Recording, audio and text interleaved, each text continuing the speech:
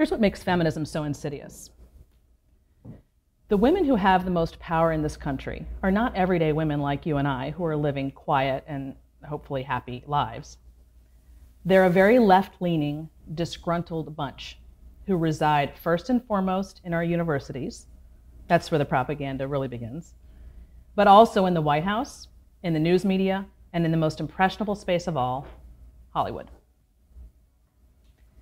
These women, along with their weak-minded male colleagues, routinely and incessantly sell the idea that men are toxic and that women are victims of a society that is set up to make them fail.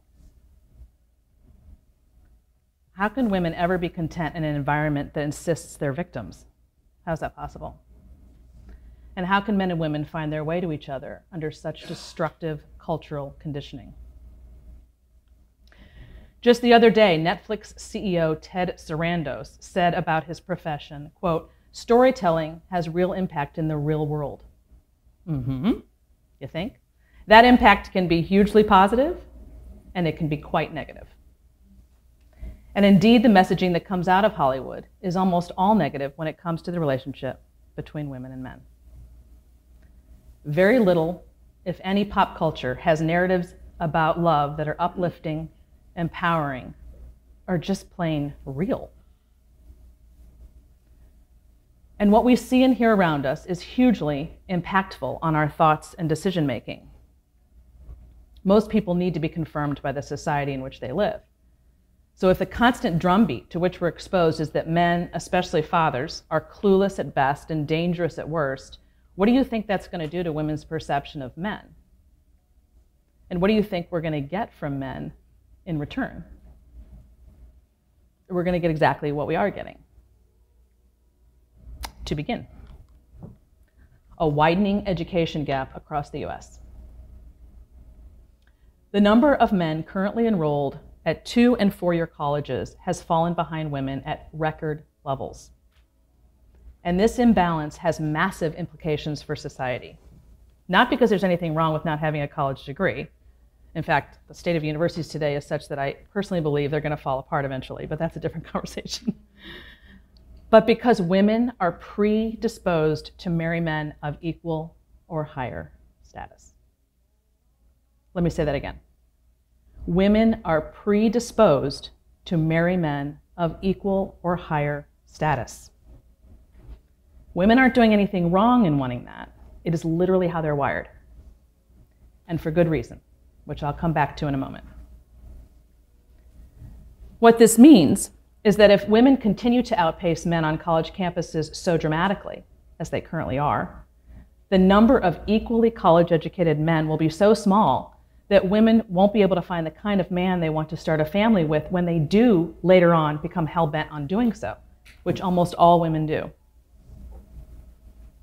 And indeed we just learned that that's exactly what's happening, as college-educated women are now choosing to have babies outside of marriage.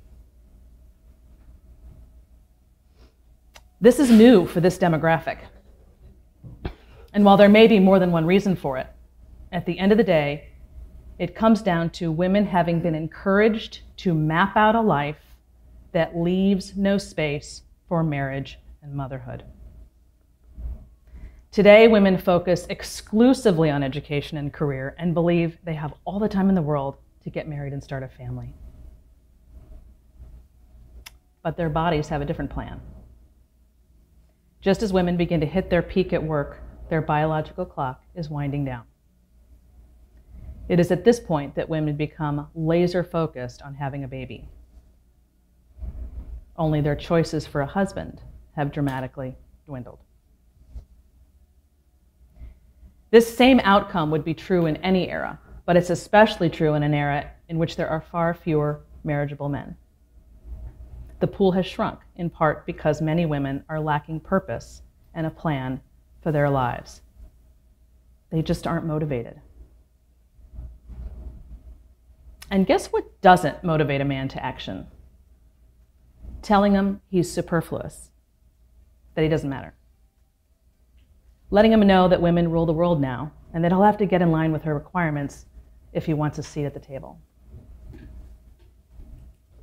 It isn't until or unless a woman has a son that she is able to see all of this for what it is.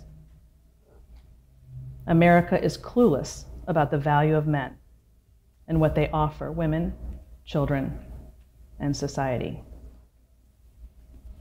We scoff at the fact that fatherhood is indispensable for the health and well-being of children. We reject that men's needs and desires and behaviors are any different, or should be any different, from women's.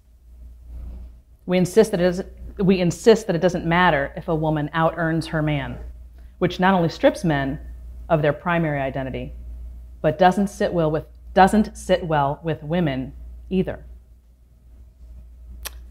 In 2007, see, I knew I'd mess that up. I like your different attitude. Oh my God. Okay, is that right? In 2017, Pew Research published a finding that was headlined, "Americans see men as the financial providers, even as women's contributions grow." 71% of all Americans, men and women, said that a man's earnings are, quote unquote, very important for him to be a good husband. A mere 25% said the same about women.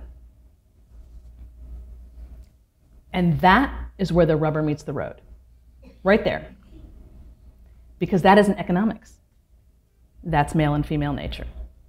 And it isn't going away. And it isn't going away for one simple reason. Because women have babies and men do not. And this has dramatic implications. Not the least of which is that women become vulnerable at this stage of life and in fact do need a man on whom they can depend. Because if a woman marries a man who's not motivated to achieve or to build something on behalf of his family, the biological imperative of mom and baby cannot be met. When this happens, mothers and babies want to be together but can't be. And this phenomenon is wreaking havoc on women who are thrust back into the workforce long before they're ready to be there. And that's when their lives become unmanageable. That's when the real problems begin. This phenomenon is not due to outdated government policies regarding paid leave and childcare, as you will hear ad nauseum in the media. And even if it were, those things are a temporary fix at best. They don't solve the underlying problem. The real problem is that modern women have been encouraged to build lives that do not work in the long term, and that, quite frankly, don't even match what most of them want. Being career-focused feels innocuous when a woman is in her 20s, but most women still want to get married and have a family someday. And when they do, their priorities will change dramatically. And if they have not planned well for this season of life, they will find themselves stuck. Had they been encouraged to reverse their priorities from the get-go, to put marriage and family at the center and tailor all other life decisions academically, professionally, and even financially around that instead, their lives would be functioning more smoothly. We're running around in this country acting as though men and women must live identical lives in order to be deemed equally valuable. It doesn't need to be this way. There's a completely different and much more powerful way to approach the relationship between women and men. To build a relationship that lasts, men and women must take into account their respective biological proclivities. This is true both in dating and in marriage, but it is in marriage where a couple becomes interdependent, which means they depend on each other. It's a team effort that's designed to be complementary, not a competition. And unfortunately, that's exactly what it has become, thanks to America's obsession with so-called gender equality, which seeks to strip men and women from their innate differences and make them interchangeable. That's key. That word is key. Not just the same, although it means basically the same thing, but interchangeable. That doesn't matter whether it's a man or woman doing something or that there are no differences between them.